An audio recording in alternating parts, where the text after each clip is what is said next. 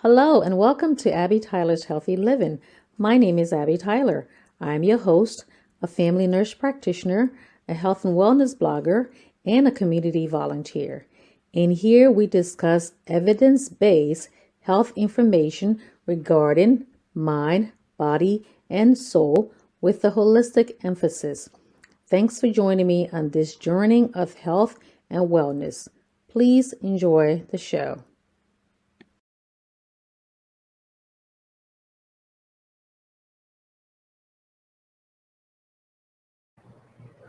Hello, hello, hello. Welcome, ATH Ellers. My name is Abby. I'm your host.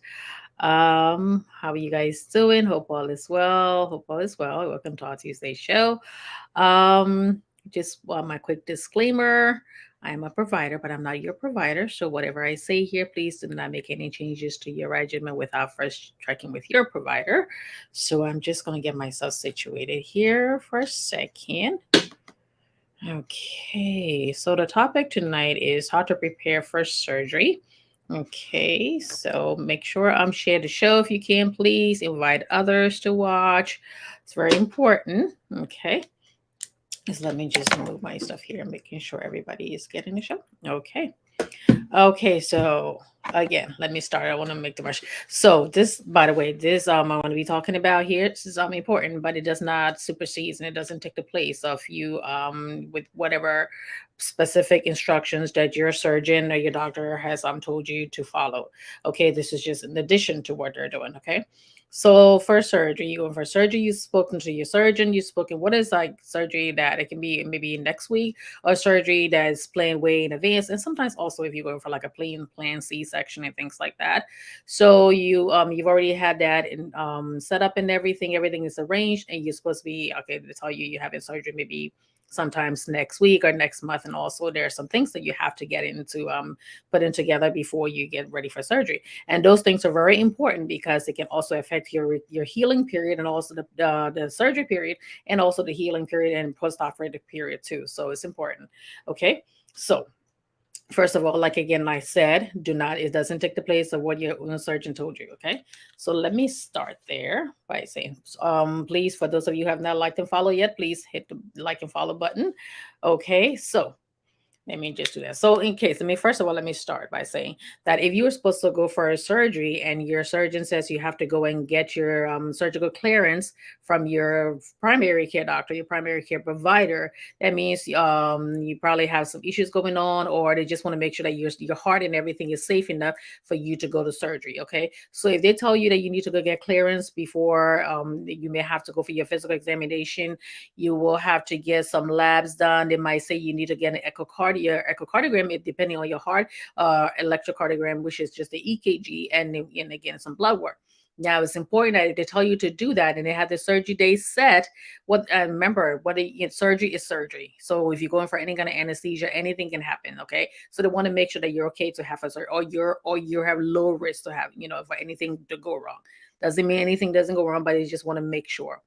If they tell you to go to your primary care doctor to get checked and all, please make sure you go there in time. Call ahead of time and say I'm supposed to be having surgery and they want me to have clearance, because some people will wait until like maybe like a week before, and then sometimes we have no openings for you to come and see us. And then again, if you do come and you do come, even if you come in time, and the most important thing is to come in time. So when we do the testing, do your lab work, do the EKG and all that, so if there's anything that's abnormal, that way at least we can get that settled and everything. If we have to send you to another doctor to get checked, we can do that and have all that ready so you don't miss your surgery date. Okay, so it's important. If they tell you go get your clearance from and sometimes they might say get clearance from your family doctor, get clearance from if you see a heart doctor, see clearance from a heart doctor, if you have a lung doctor and all that too. So it's like, you have like really major surgery. Some may not be too major, but they just want to make sure that when you do go into the operating room and they put you under anesthesia, that you're going to we're going in with very low risk, or the risk is enough to where they say, okay, the surgery is, you really need the surgery and you can afford to take the low risk going into surgery. Okay, so they'll explain everything to you. You're going to have all your consent form and all that. So important thing, make sure you go to your primary care doctor. If you need clearance, make sure you go in time so you don't miss your surgery date, especially for people who are going for surgery outside of the state. some people go for cosmetic surgery. That's also surgery. So if you go in, most of the people go into different states of Florida to get the cosmetic surgery done, and you book in the Airbnb or staying with somebody and getting your air flight, your tickets and all, you want to have all that in time before you get on that, before because you have your date, because you're already taking time from work and all that. Even with regular surgery, you're taking time from work, and also you want to make sure you don't miss the date. Okay, so let's start.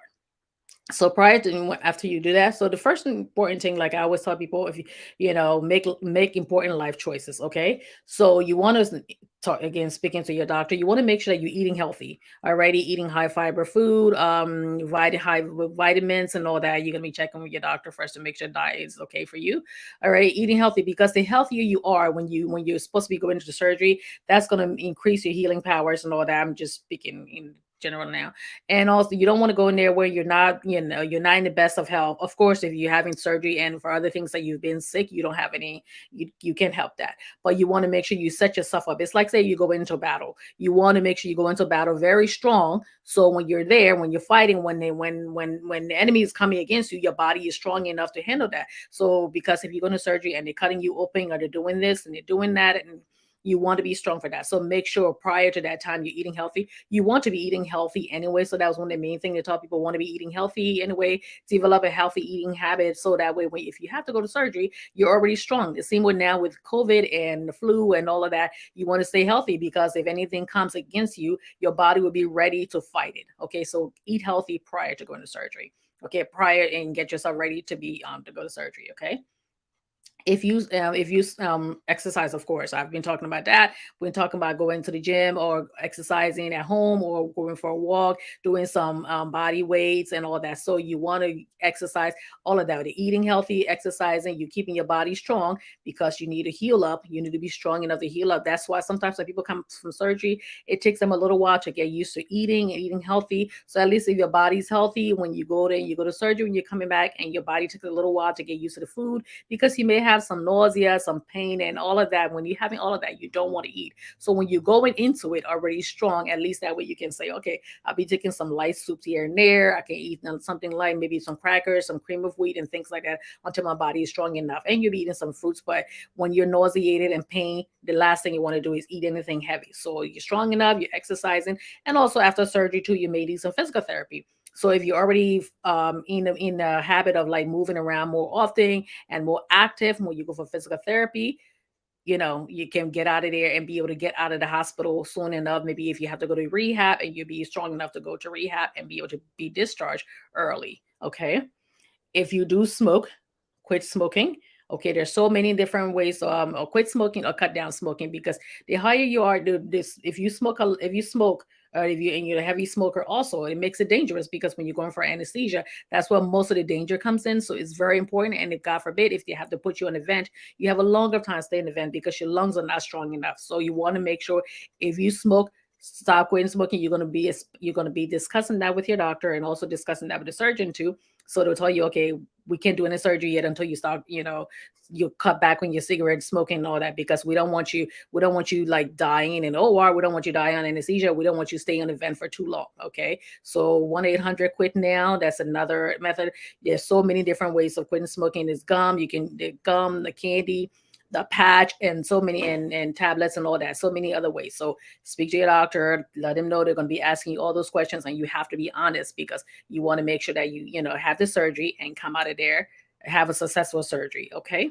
So eat healthy, exercise, exercise regardless, eat healthy regardless, exercise, and quit smoking and all that, because also quitting, smoking, that's not good for your heart and also the circulation. So if they're cutting you open, you want to be safe for that. Okay. So, so now moving on to organizing your finances. Now, when you go into therapy, when you go to surgery, sorry, a lot of people will delay their surgery, because the fact is like, I can't afford to take off from work. I can't afford to, miss any days from work. And how long is this surgery? There are a lot of people walking around who need to have surgery, and because they can't afford to take off from work, they can't afford to like miss too many days from work. And even if they tell you, we don't know how long, and if you're going for major surgery too, they might tell you, we don't know how long the recovery period will be. And most people cannot afford you. I mean, you're working, and it's not like you just sitting around and have so much money. Some people do, but most people don't. so they can't afford to take off from surgery. They can't afford to take off from work to go to surgery.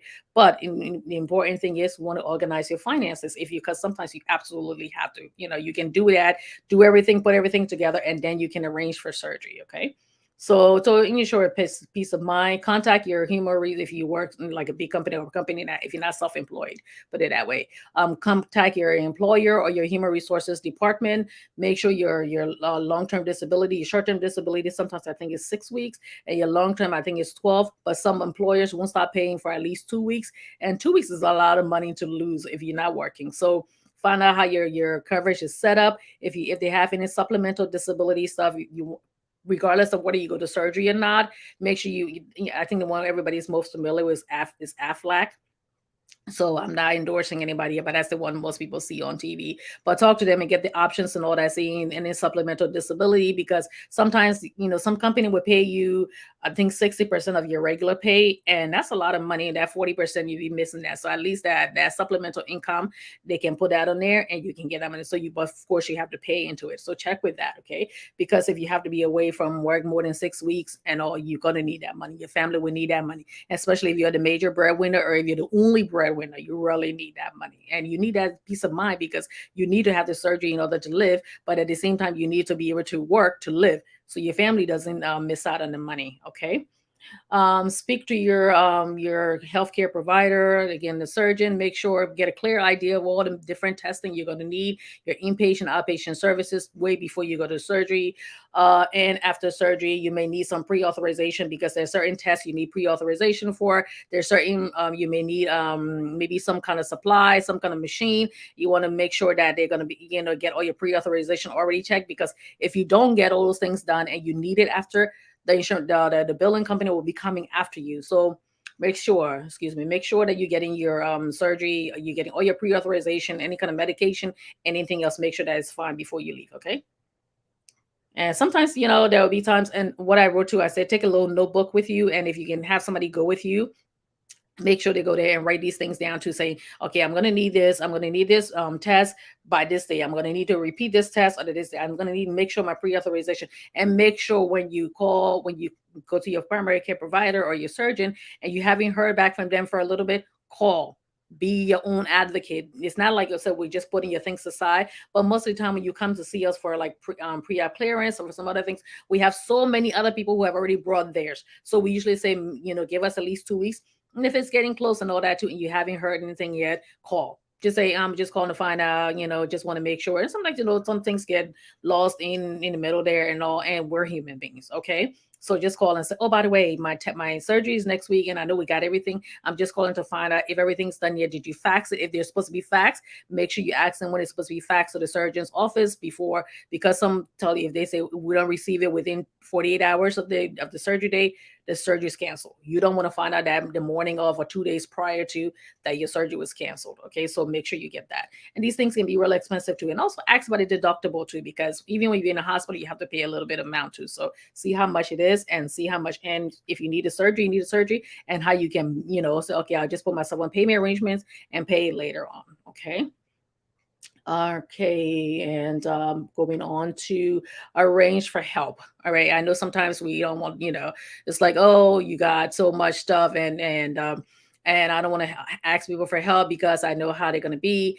If you need help, you need help. Okay, and also that's also like, you make sure you have some close friends. Some people don't have rather close friends to where to live, or there's no family member close enough to where to live, so that can also delay surgery. And if you worry about all that, that's not going to make you healthy either, because if you're under so much stress, the body cannot heal effectively under so much stress.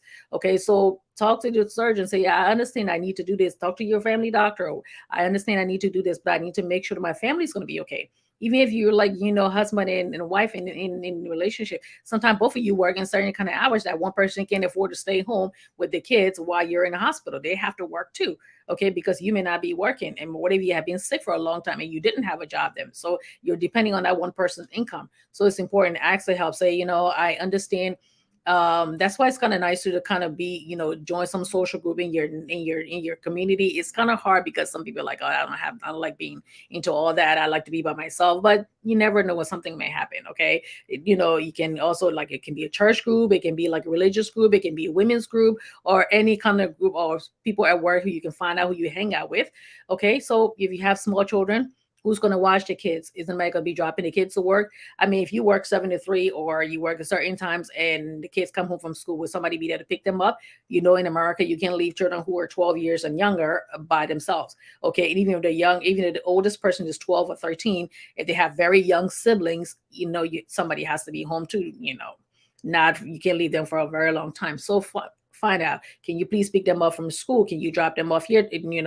Maybe they need to be dropped off at another family member's house. Can you please pick them up and drop them off there? And can somebody stay with them at night because my husband has to work or my wife has to work? So arrange for all that. Okay. Of course, if the surgery is urgent, you have no choice but to, like, do those things quickly and just call anybody and say, I'm really in need right now. And I know I don't usually ask for help. I'm not the kind of person to ask for help. So if I'm asking you for help, that means I absolutely need to. Okay. So make sure, and, show all around. Get all that arranged. All right. And like I said, find child care services. Also talk to your children's school. Say, and sometimes they have, like, the after school service, and some places have some, and the school have the before school service too. So they can have their breakfast there, have their lunch there in school, and then have their dinner there. And at least that way, if their husband's working or if somebody's working who's supposed to pick them up, you'll give them enough time to leave from their work or whatever they're doing and go and pick up your kids. All right. And if you have older kids, like teenagers doing all, that's when they're, like, looking forward to having too much freedom and all, but read them the riot act saying, this is what's going to happen. I don't need you running all over the place. I need you to behave when I'm there in the hospital. Okay. And teenagers will be teenagers, and young people too. Not excusing them, but you know how you raise them, and sometimes they may have to stop over at family's house. You say, yeah, I know little Johnny needs to go stay over my sister's house or my brother's house until I come back, because I can't trust him to leave him by himself. And some people, even if the teenagers and all, some of them, like, really close to their parents and they don't like to be alone. Okay, your child, their temperament and all that too. So you have to make that decision, and make that decision in a way where it's safe for your child and all that. Okay, so you don't want to just drop them off to just any relative's house or just any friend's house. Okay. Like I said, there are predators out there. Okay. Okay. So, and also check for your next of kin and power of attorney.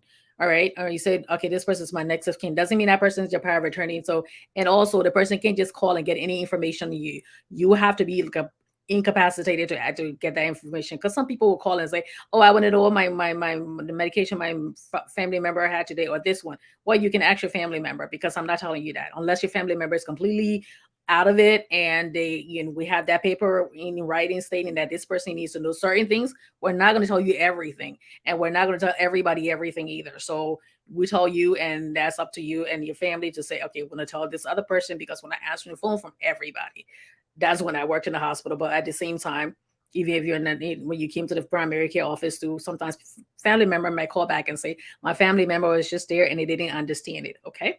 So make sure you have a power of attorney, also financial power of attorney. Your sister or your brother or family member who's in healthcare could be your health power of attorney. That way they can explain things. So that doesn't mean if you're not in healthcare, you're not going to understand, but it's just important that way. That way I'm not, if I'm speaking to somebody who already understands what I'm saying, at least that way I'm not going all the way back and explaining more. All right. And that's up to you. Sometimes you don't necessarily want the person who knows too much either, because then they all in your business. Okay. So make sure you have that. And also, if you don't trust somebody with your finances, don't make them financial power of attorney, because they might say, oh, this person, oh my God, what if they say take them off the ventilator? This person might do it because they might take my money.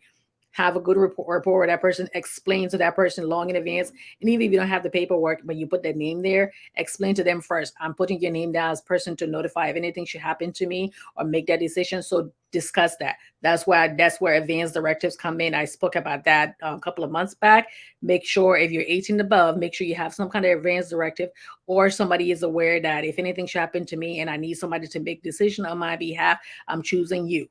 Okay, I'm choosing you. And sometimes it's you're married, but you're not choosing your spouse, or you can say the oldest child, but the oldest child may not be mature enough to handle it, and the youngest child may have to take over. But then you don't want that problem, especially when it's an elderly person that's going for surgery or a family member, and then Trust me, I've seen people who like, almost threw down in the hospital because this sister and this brother was in the agreeing and all that. So get all that together first. All right. And especially if you're young too. Don't think because you're young, you're going to surgery, nothing may happen. Anything can happen. All right.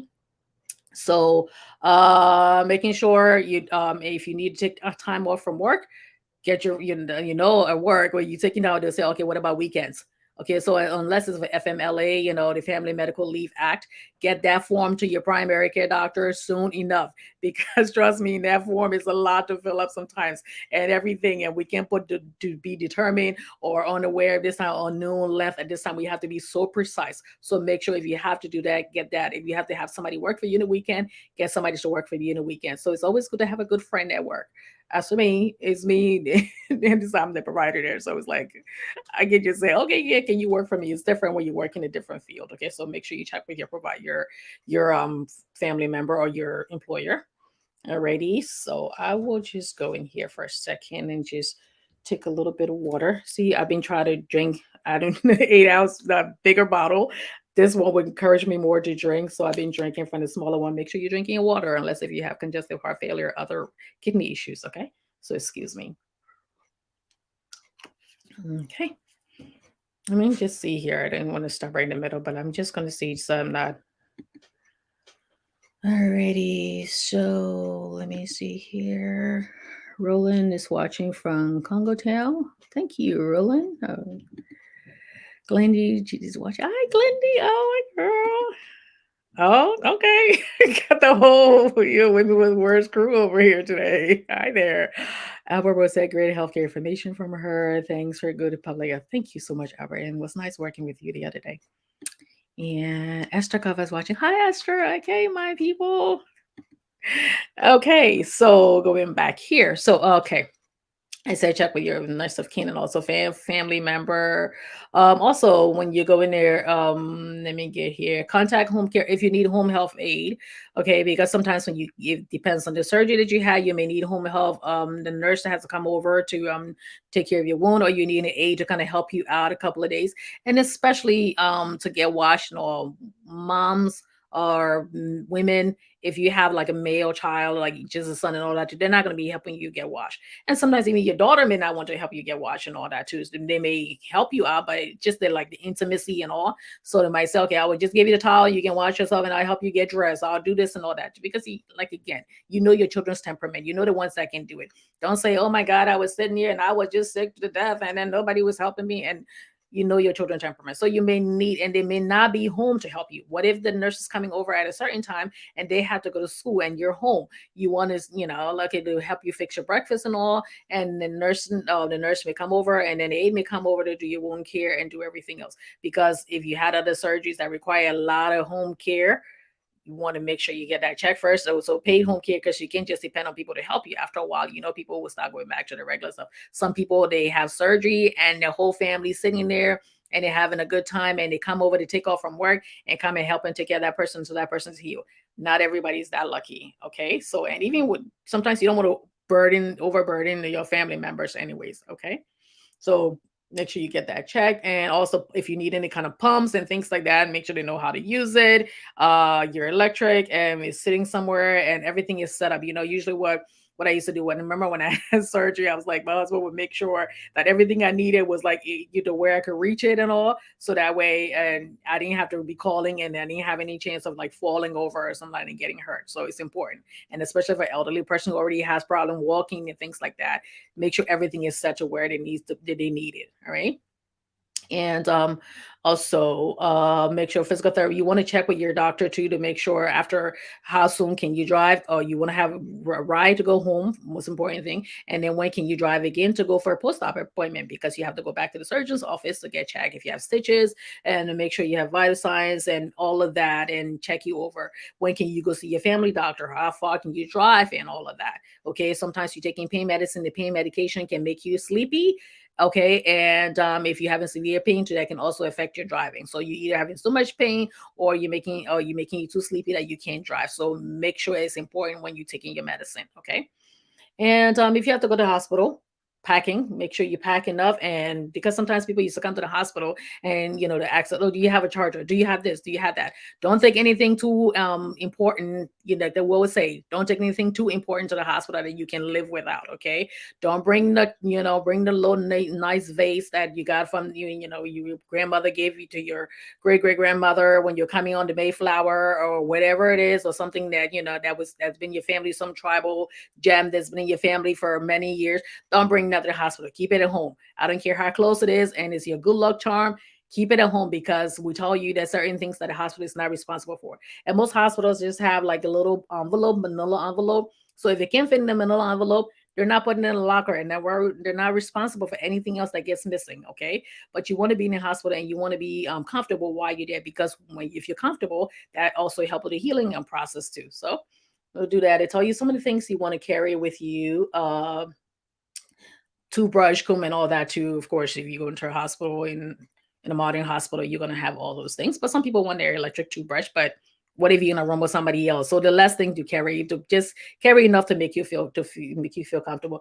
Your personal medications, you don't need it. If you would take it and take it away from you, unless if it's something that we absolutely need, keep it at home. They will tell you ahead of time. Okay. There's certain medications where the hospitals don't carry, and if you bring it to the hospital, they have to stamp it, they have to process it, and then because every time we give you medication, we have to scan it. I'm saying we when I worked in the hospital, but that's not the way it worked. Okay.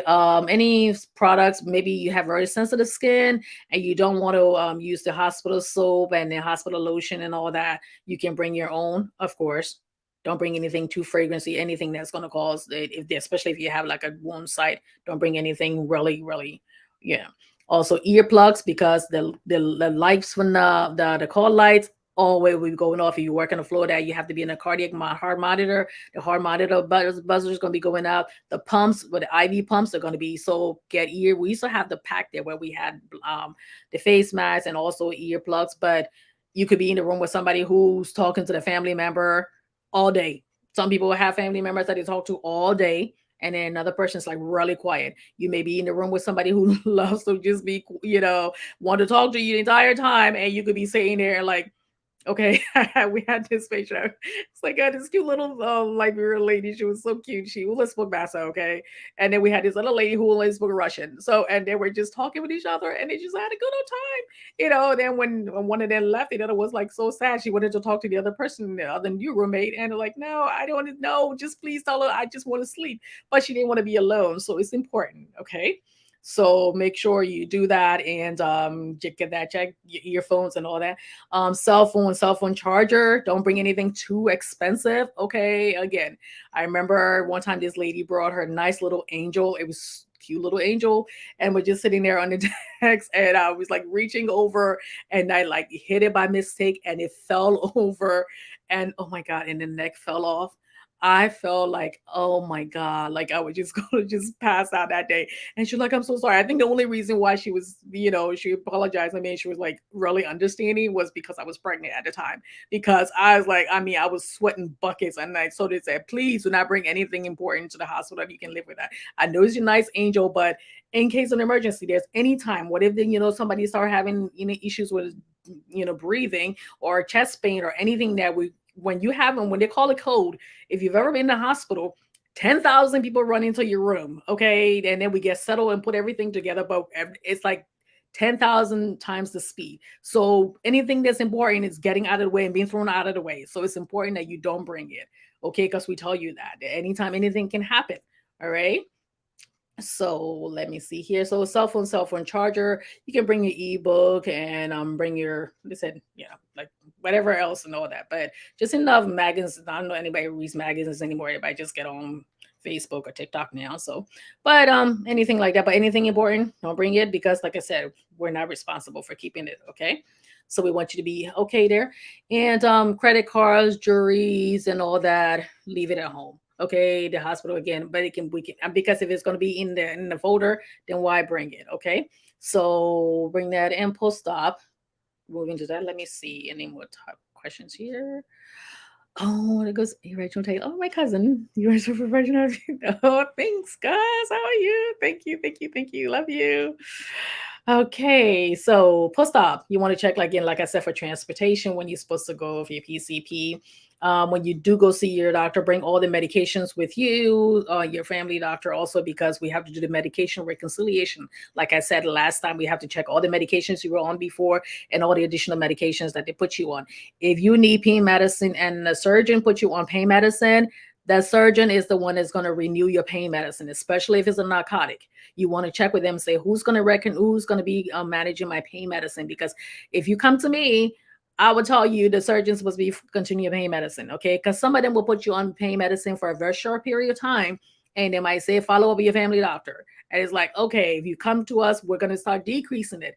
They will start decreasing it over a period of time too, but they will not just put you on something for a long time, because everything else where we try to manage your pain the best way we can. And yes, the pain is subjective, but also at the same time, we have to make sure we follow that. There's a fine line in between when do you start titrating down the medication and also get off the narcotic and move on to something a little bit less narcotic. It's just strong, but not as strong as the narcotic. Okay, so ask them who's going to be managing my pain. Don't wait till your last pill on Friday evening. Yes, they can be on call and all that too, but sometimes they don't answer the phone in time, and you're sitting there looking at your last pill. You don't want that. All of that's going to cause you a problem. So make sure you check and see who's going to be ordering your pain.